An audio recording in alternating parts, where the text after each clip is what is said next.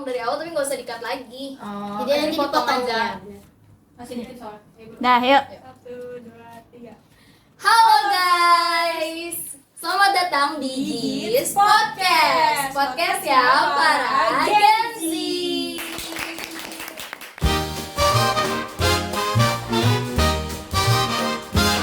Welcome to G's Podcast. Podcastnya para Gen Z.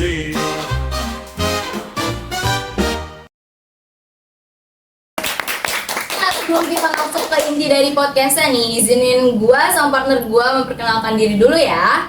Halo semuanya, kenalin nama gue Yesika Maharani. Lu semua bisa panggil gue Yesika dan di sini ada partner gua. Halo semua, gua Hilda. Kalian bisa panggil gua Hilda. Nah Kak, jadi kira-kira kita mau bahas tema apa nih kali ini? Waduh, berat-berat nih. Jadi yang enak sih ngeliat-ngeliat isu-isu kemarin ya. Kita enaknya bahas ekonomi ini. Apalagi awal mula di demokrasi terpimpin nih Kak. bener banget tuh Kak.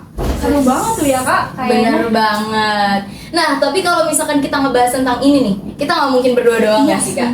Kita punya bintang tamu kan Kak? Betul banget. Bisa Jadi kita dipanggil langsung panggil aja kali ya. Oke, Oke, mari kita panggilkan para bintang tamu kita. Boleh silakan kemari. Boleh aplaus ya teman-teman. Aduh, kece-kece banget nih yang menemani podcast kita pada hari ini. Nah, sebelum kita mulai podcastnya, kira-kira boleh memperkenalkan diri dulu nggak nih? Namanya siapa, umurnya berapa, dan dari mana aja? Boleh banget, mau dari siapa dulu? Dari abang-abang yang itu tuh. Oke, kenalin nama gue Dadan Iskandar, lu bisa panggil gue Dadan. Umur gue 18 tahun, gue dari Jakarta. Yes. Halo Bang Dadan. Mantap. Kenalin nama gue Thomas, umur gue 18 tahun dari Jakarta. Halo Thomas. Kenalin, gue Gariza Akasa Zulaika, biasa dipanggil Gariza dari Jakarta. Yes. Halo Gariza. Halo, perkenalkan gue Salvena Salsabila Saputri, umur 18 tahun dari Jakarta. Halo Selfie.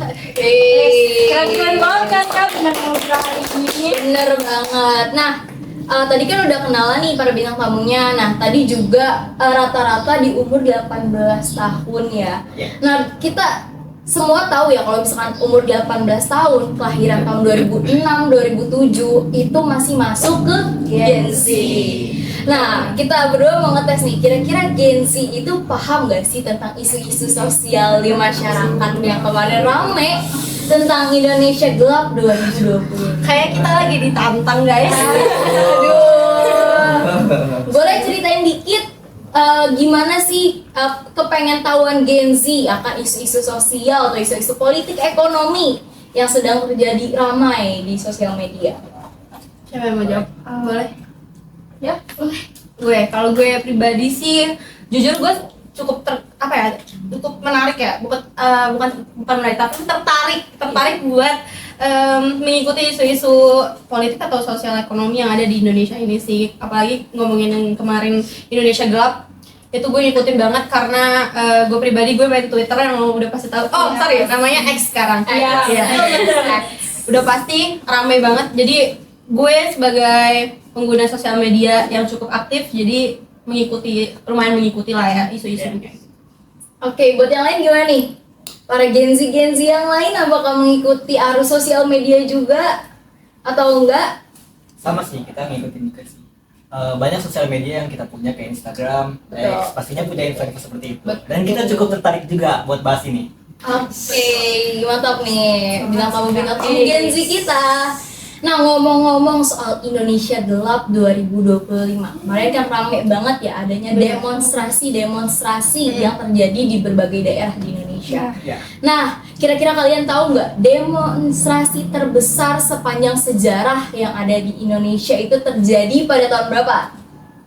Udah pasti nggak sih? Ya, tahun 98. Ya. Betul banget ya ini. tahun 98. Nah, setahu saya nih ya Kak, demonstrasi 98 itu salah satu penyebabnya yaitu adanya trilogi pembangunan.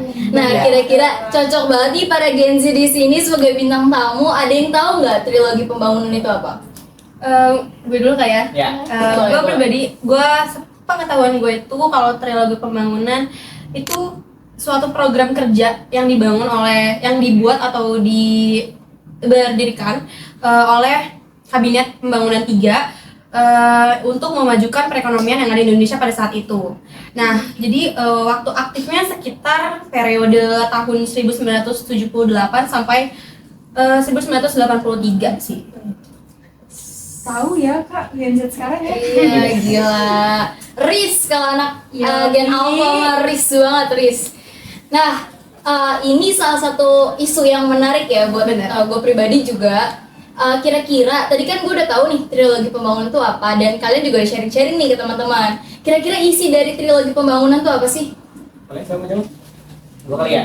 Boleh. Jadi sebenarnya isi dari trilogi pembangunan itu sesuai namanya, ada 3 berarti. Yang pertama ada stabilitas nasional. Jadi demi kita mendapatkan negara yang stabil, itu kita menghasilkan regulasi-regulasi. Nah pada saat itu yang banyak masif itu adalah mahasiswa. Jadi kebijakan persnya dibungkam atau dibatasi pergerakannya. Nah yang kedua itu kita punya pertumbuhan ekonomi yang tinggi. Kenapa kita mau nargetin pertumbuhan ekonomi yang tinggi? Biar para investor asing datang ke Indonesia. Yang ketiga, pemerataan pembangunan ke seluruh daerah. Jadi banyak juga poin-poin pemerataan pembangunan ini sampai ada 6 kalau nggak salah, atau ada 8. Ya 8 jalur pemerataan. Oke. I see. Udah mulai paham nih. Gua baru tahu sih itu. Berarti nambah pengetahuan Iya, baru ya, betul. Kak. Nah, tadi kan pengertian udah, isi juga udah. Iya. Nggak mungkin kebijakan politik atau ekonomi nggak ada tujuan. Tujuannya. Nah, kira-kira tujuan dari trilogi pembangunan sendiri itu apa?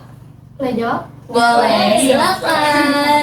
Jadi tujuan dari trilogi pembangunan ini sebenarnya memiliki 3 pilar nih yang digagas untuk masyarakat menjadi lebih adil, lebih makmur, dan juga sesuai dengan Pancasila dan UUD 1945. Aku mau jelasin dulu untuk pilar pertama itu menciptakan masyarakat untuk yang adil. Jadi semua masyarakat ini merasakan hasil pembangunan ini, bukan cuma masyarakat kelas atas saja yang merasakan, tapi kelas bawahnya juga merasakan menjadi hidup yang lebih baik. Untuk pilar kedua itu menciptakan masyarakat yang lebih makmur nih, bukan sekedar cukup makan aja, tetapi dari pendidikan itu lebih baik, kesehatan terjamin, dan juga kesempatan kerja yang oke. Dan untuk pilar yang terakhir itu ada semua yang dilakukan itu sesuai dengan Pancasila dan UUD 1945. Jadi perlu diingat kita untuk tetap saling menghargai, gotong royong, dan juga menjaga persatuan. Dan yang aku tangkap ya, jadi dari pilar beberapa itu, trilogi pembangunan ini pengen Indonesia ini jadi tempat kita untuk menjadi lebih baik di kehidupannya. Bagus banget kan tujuannya sebenarnya. Keren banget sih tujuannya. Nah, tadi kan awalnya kita ngebahas tentang demonstrasi ya. Nah, kira-kira ada konflik-konflik tersendiri nggak nih dari dijalankannya trilogi pembangunan? Atau realnya tuh kejadiannya tuh gimana sih? Sama nggak sih sama tujuan yang tadi pengen dicapai nih dari pemerintah Indonesia? Jadi simpelnya kayak tercapai gak sih untuk tujuan yang dibuat sama pemerintah itu? Betul. Kira-kira siapa tahu konfliknya? Itu ya. Jadi sebenarnya dari trilogi pembangunan ini meskipun sesuai dengan tujuannya, tapi ada beberapa kontroversi. Nah yang pertama itu karena pertama-tama pers atau mahasiswa dibungkam, pasti banyak dong yang demo-demo. Benar banget. Karena mereka nggak terima dibatasi pergerakannya. Yang kedua, pemerataan pembangunan itu timbul jalur yang distributif, mengakibatkan jalur yang distributif, jadi jalurnya itu sebar-sebar. Dan yang terakhir, pertumbuhan ekonomi yang tinggi itu gagal karena berujungnya itu utang ke luar negeri yang banyak. Jadi karena pemerataan ekonomi yang tinggi itu, kita justru malah berutang kepada luar negeri. Oke. Jadi cukup paham ya tentang trilogi pembangunan sendiri dari pengertiannya tadi, terus abis itu isinya apa aja dengan tujuan yang baik tadi, sampai akhirnya benar terrealisasi, tapi ada juga kontroversi, apalagi kita sebagai negara Indonesia, negara yang berdemokrasi dengan hak pers yang dibungkam. Menurut saya pribadi nih ya, sebagai Gen Z atau pemuda yang nantinya mungkin bakal ikut menyuarakan juga, agak gimana ya, soalnya kan negara kita negara demokrasi ya. Iya. Masih sampai sekarang juga pasti masalah mahasiswa dibungkam atau kurangnya ada apa ya, kurangnya diterima suaranya oleh pemerintah tuh pasti masih jadi hal yang sangat sensitif dan pastinya ramai banget sih sampai sekarang ini gitu. Pasti. Ya that's why makanya ada demo yang isinya sama mahasiswa sih. Iya, betul. Karena dari dulu ternyata sudah seperti itu. Betul. Jadi sejarah itu asik ya guys, buat Asik banget. Asik banget. Oke. Nah, nantinya kan kita akan bahas lebih lanjut nih, banyak banget penyebab-penyebab adanya demonstrasi 98. Nah, kira-kira dari kalian ada lagi nggak yang mau disampaikan tentang penyebab-penyebab lain nih selain trilogi pembangunan?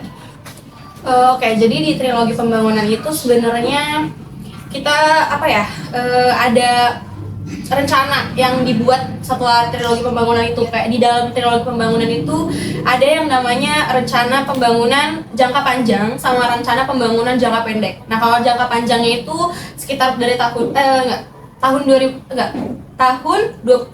tahun sampai 30 tahun kalau jangka panjangnya.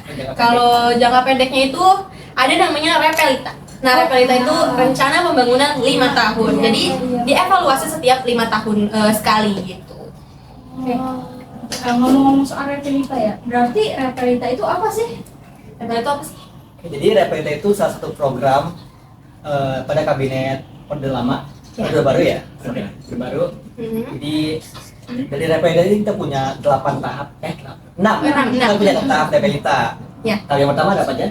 Oke, jadi gue di sini akan bahas repelita 1 dan 2. Khususnya repelita 1 itu jadi kayak dia tuh memfokuskan ke bukan satu bidang sih, maksudnya beberapa sektor aja. Jadi di repelita 1 itu rencana pembangunan itu fokus ke sektor kayak sandang, pangan, papan, terus juga kayak lapangan kerja dan kesejahteraan masyarakatnya gitu. Nah, itu karena dia evaluasi setiap 5 tahun sekali, jadi jangkanya juga pasti 5 tahun sekali. Oke, jadi pada saat repelita 1 itu kita mengalami kenaikan ekonomi sih sekitar 3-5,7% dari yang gue baca ya. Terus menurun angka inflasi dari sekitar gue kurang tahu berapa 500 ya 600 ya 650 kalau nggak salah. Terus jadi turun sekitar 120%. Cukup Ya. jauh ya. Jauh juga ya. Ya, gue bacanya gitu ya, tapi gue nggak tahu juga pastinya gimana. Pokoknya ada penurunan angka inflasi. Jadi di repelita 1 itu cukup baik gitu. Cuman sayangnya pasti ada kontroversi lagi. Iya. Iya, betul. Karena mereka atau masyarakat memandang kalau ternyata repelita 1 itu cuma menguntungkan investor-investor dari luar negeri seperti Jepang, dan fokus hanya untuk orang-orang kaya aja gitu. Jadi terjadilah kalau nggak salah namanya malari. Itu apa ya? Malari. Oke, jadi sorry banget, gue baru ingat kalau misalkan malari itu kepanjangannya Malapetaka 15 Januari. Jadi itu kayak gerakan peristiwa mungkin demo kali ya. Pokoknya kayak gitu. Terus kalau di repelita kedua itu dia biasanya dia itu fokus ke sektor industri dan pertanian gitu. Fokusnya menitik beratkan.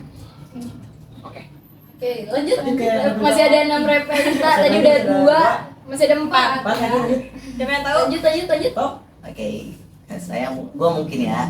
Jadi buat repelita yang ketiga itu dimulai pada 1 April 1979, dan pada repelita yang ketiga ini lebih menekankan kepada padat karya dan juga untuk meningkatkan ekspor di Indonesia.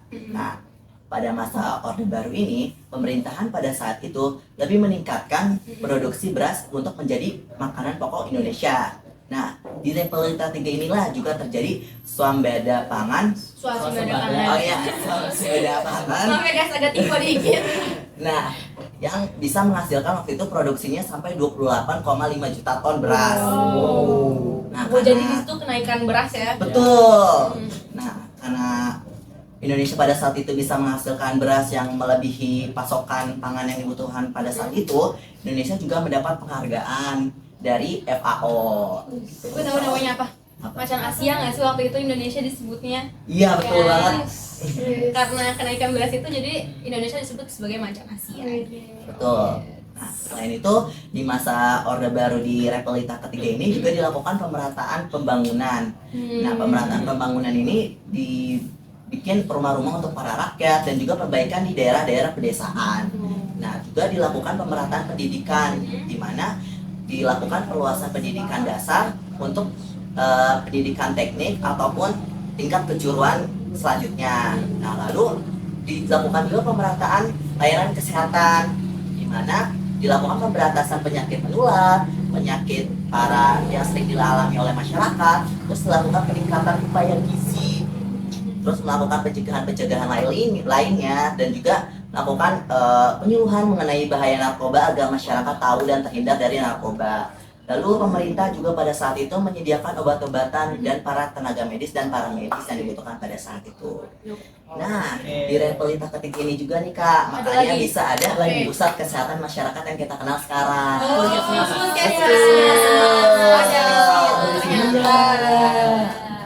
Keren juga sih Repelita 3 ternyata fokusnya lebih ke manusianya ternyata. Betul. Nah, selain itu ternyata Repelita 3 itu juga memodelkan mata pencarian rakyatnya yang sangat sulit mencari pekerjaan. Makanya Repelita 3 tuh membuat program namanya itu Padat Karya Padat Karya yang ini tuh program membuka lapangan pekerjaan dan nanti difokuskannya tuh untuk kecamatan-kecamatan ataupun daerah-daerah yang memang banyak yang warga-warganya tergolong miskin, terus memang daerah tersebut tuh sering dilanda bencana alam kayak banjir, kemarau. Nah, jadi daerah tersebutlah yang diutamakan untuk program tersebut untuk mendapatkan pekerjaan yang layak. Keren banget sih Kak Repelita. Nah, Dari 1, 2, 3 juga udah keren sih. sebenarnya aku mau nambahin lagi nih Kak. Waduh, banyak lagi. Jadi di Repelita 3 ini juga banyak juga kejadian dan pemerataan yang dilakukan pemerintah di masa Orde Baru. Nah, jadi selain apa yang tadi aku sebutin, pemerintah juga melakukan pemerataan di daerah pelosok-pelosok yang emang terpencil, terus emang di daerah tersebut tuh padat juga penduduknya. Jadi pemerintah mengusahakan daerah tersebut biar nggak tertinggal di daerah sama daerah-daerah lainnya. Terus disediakan juga jembatan ataupun transportasi penghubung lainnya antar kota biar memudahkan juga transportasinya. Berarti lebih ke pemerataan ya Kak? Betul. Nah, di Repelita ketiga ini juga Kak, Indonesia tuh mengalami peningkatan perekonomian karena Pasti sih, itu pasti. karena harga jual migas pada saat itu di kalangan internasional meningkat pesat. Nah, itu sangat membantu perekonomian Indonesia pada saat itu. Nah, tapi Indonesia tuh mikirnya gini pada saat itu, pemasukan perekonomian gua nggak boleh dari migas, penjualan migas di internasional aja nih, harus ada lain juga biar bisa menutup modal-modal yang udah keluar lainnya lah gitu kan. Jadi nggak mau fokus di satu Betul. itu aja. Ngerti sih. Banyak. Iya. Nah, makanya ada namanya kegiatan Pajun atau Paket Juni. Nah, itu tuh isinya tuh strategi-strategi buat kita bisa mengatur perdagangan dan keuangan gitu. Oke. Nah, di Repelita ketiga ini juga sektor pertanian mulai beralih ke sektor industri yang dimana pastinya kalau udah beralih ke sektor industri lebih banyak dong butuh pekerjaannya, terus lapangan pekerjaan juga terbuka untuk luas untuk rakyat Indonesia. Nah, makanya pada Repelita 3 ini mungkin rakyat Indonesia pada saat itu sangat diuntungkan mungkin. Dan akhirnya Repelita 3 pun berakhir pada 31 Maret 1984. Dan saya menganggap Repelita ketiga ini cukup sukses seperti Repelita yang sebelum-sebelumnya. Keren sih. Tadi kan dibahas di Repelita 2 ya. Ini koreksi ya kalau saya salah ya. Itu dia ada kontroversi bahwasanya Repelita tersebut hanya menguntungkan kelas atas. Repelita 1, sorry. Oh, satu, sorry. Nah, mungkin jawaban dari kontroversi itu di Repelita 3. Oh, mungkin ya. Iya. Benar banget. Nah, tadi kan udah Repelita 1, Repelita 2 nih terbilang sukses tapi ada kontroversi ya. Kira-kira di Repelita 3 nih dia sukses, tadi udah disuarakan ya banyak buat kesuksesan dari Repelita 3. Kira-kira ada kontroversinya nggak nih Kak? ada kalau waktu itu kontroversinya. Nah, jadi di Repelita 3 ini juga mengalami kendala ekonomi. Nah, makanya tadi kan aku sempat bilang kan, Indonesia tuh mencari ide lain selain dari kenaikan penjualan harga migas internasional ini. Nah, itu kendalanya. Makanya Indonesia tuh menerapkan namanya adanya Sorry banget, lucu banget. oh iya, motor tiba-tiba lewat, aja misi dulu kayak, ya Allah. Sorry. Nah ya udah makanya kan gue bilang tadi penjualan migas tuh nggak mungkin bisa menutupkan perekonomian yang lagi kacau pada saat itu kan. Makanya Indonesia menerapkan namanya tuh PAJUN, paket Juni, yang isinya strategi tentang keuangan ataupun perdagangan yang bisa kita butuhin saat itu. Gitu sih. Berarti langsung diatasin dong itu kan ada Betul, kayak gitu. betul Kak. Berarti kontroversi pada saat itu langsung diatasi dengan cepat ya oleh pemerintah Indonesia. Keren. Ya, ingat durasi juga nih ya. Baru sampai Repelita 3, masih ada 3 lagi Repelita. Boleh di next aja kali ya Kak. Kita next ke Repelita 4. Boleh. Boleh siapa? Siapa? Boleh. Oke. Selfie. Keempatnya nih Kak. Nah, jadi di Repelita 4 ini masa periodenya itu dari 1 April 1984 sampai 31 Maret 1989. Nah, untuk tujuan dari Repelita 4 ini sih untuk meningkatkan kehidupan yang lebih sejahtera lagi. Untuk sasarannya yang setahu gue ya, sasarannya itu ini sangat tepat banget dari sasarannya ini untuk masyarakat yang kurang mampu, jadi kayak bisa rata gitu. Sama berarti ya buat pemerataan tadi. Jadi mungkin lebih ke pemerataan pembangunan ya, infrastruktur. Kalau ini pemerataan ekonomi ternyata. Dan di Repelita 4 ini juga pemerintah menerapkan kebijakan nih. Yang pertama itu mengurangi anggaran belanja. Yang kedua itu devaluasi mata uang secara bertahap. Nah, dan yang terakhir ini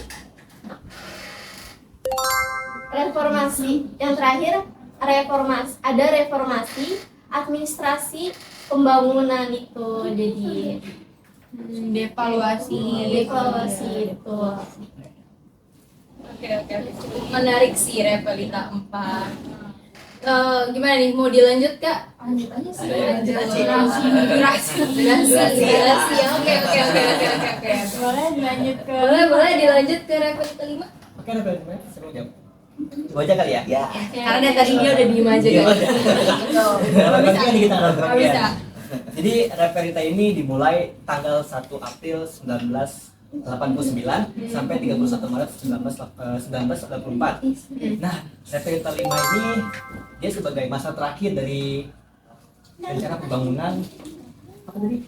5. Bukan yang jangka panjang itu. Oh, jangka panjang. Rencana pembangunan. Jadi rencana pembangunan jangka panjang. Ya. Itu yang pertama. Jadi dia Repelita 5 sebagai pengakhir rencana pembangunan jangka panjang yang pertama. Ya, sebagai tahap persiapan buat yang kedua. Oke. Jadi mau dibuat tahap kedua Iya. juga. Oke. Kan tadi rencana pembangunan jangka panjang itu 25 tahun.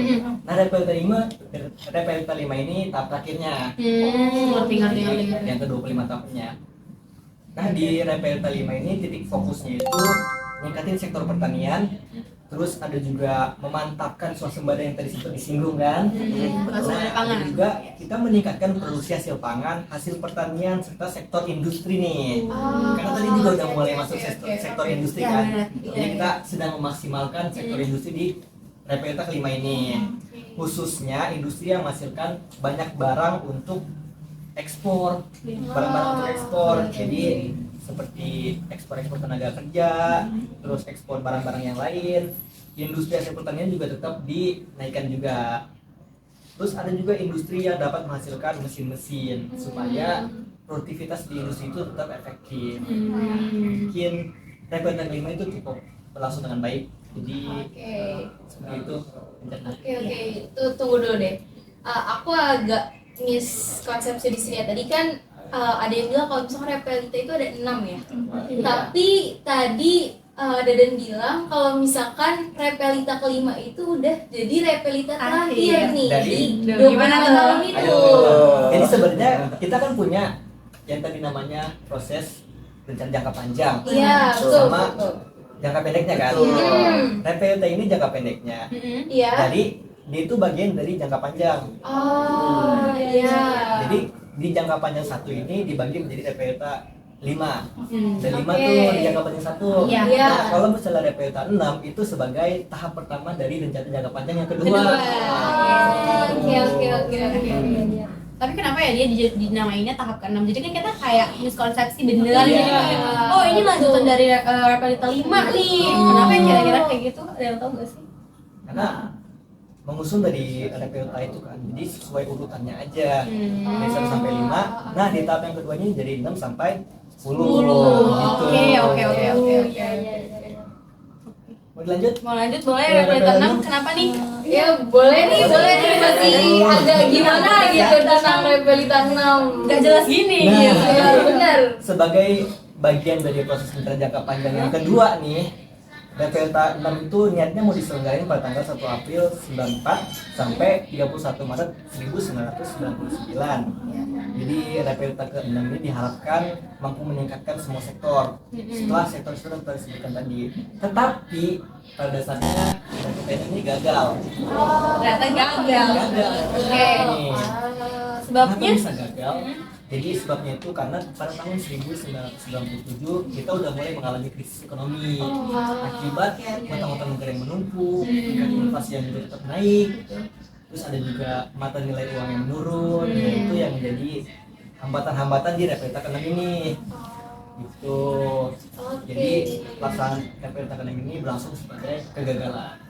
Oke, berarti tadi kan udah dijelasin juga ya jangka panjang itu ada 2 tahap. Benar. Kan yang tadi 5 tahun sama Yang jangkanya 5 atau 5 tahun, terus ada Repelita 1 sampai 5, terus yang kedua ada 6 sampai 10. Nah, ini apa ya konsepsi aku ya sebelum dijelasin lebih lanjut. Ya. Mungkin gak sih di Repelita 6 sampai 10 itu tadi cuma dibahas Repelita 6-nya aja karena dia gagal. Jadi 6-nya aja udah gagal, nggak mungkin kita bisa Dilanjutin sampai lagi. 10. Bener. Iya, ngerti.